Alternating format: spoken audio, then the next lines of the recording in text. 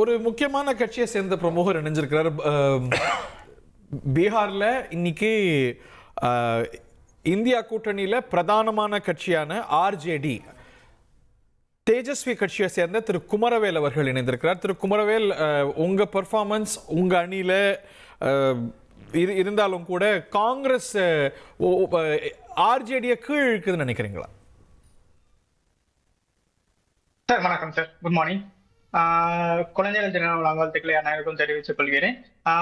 பீகார்ல வந்துட்டு காங்கிரஸுக்கு கீழே வந்துட்டு இப்ப இல்ல. இப்போ வந்துட்டு உங்களுக்கு வந்து ஸ்டார்டிங்ல பாத்தீங்கன்னா உங்களுக்கு ஸ்டார்டிங் ஓட்டுக்கு வந்துட்டு எப்பவுமே வந்துட்டு ஒரு இந்த ஓட்டு தான் வந்துட்டு கவுண்ட் பண்ணுவாங்க. மோஸ்ட்லி வந்து ட்ரெண்ட் மாறும் நம்புறீங்களா? Are you serious? Confirm trend வந்துட்டு இப்போதைக்கு வந்துட்டு இந்தியா கூட்டணியா சார்?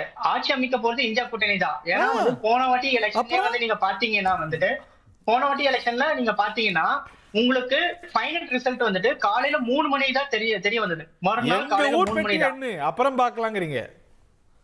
ஆமா, கன்ஃபார்மா வந்துட்டு இப்போதைக்கு பிஜேபி வந்தோட அவங்களோட மீடியா கவர்ல காமிக்கிறது வந்துட்டு ஃபர்ஸ்ட் அவங்களுக்கு தேவையா இருக்கிற வாடாட கோட்டை வந்துட்டு எண்ணுவாங்க.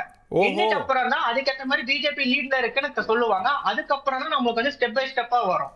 உங்களுக்கு சார் சீரியஸா கொடுக்குறேன், சீரியஸா பேசுறேன் சார். இப்பதான் நான் பூத்ல இருந்து வந்திருக்கேன்.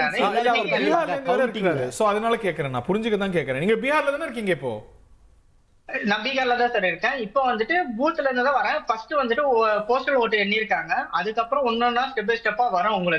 உங்களுக்கு கரெக்டா நிலவரம் பாத்தீங்கன்னா உங்களுக்கு 1 மணிக்கு வந்துட்டு யாரு என்ன ஈக்குவலா இருக்காங்க சார். நம்ம நிறைய தேர்தல்ல பாத்துறோம் சார். நானுமே ஒரு சென்ஸ் ஆஃப் காஷனோட தான் 9 மணிக்கு பேசினேன். இல்லங்க அது நம்ம ரொம்ப டூ ஏர்லி அப்படின்னு. பட் இன்னைக்கு 10 மணி, அதுவும் இந்த மார்ஜின், அது இவ்வளோ பெரிய மார்ஜின்ல இருக்கும்போது இது அப்படியே தலைகீழா மாறும் அப்படின்னு நம்மளால புரிஞ்சுக்க முடியல.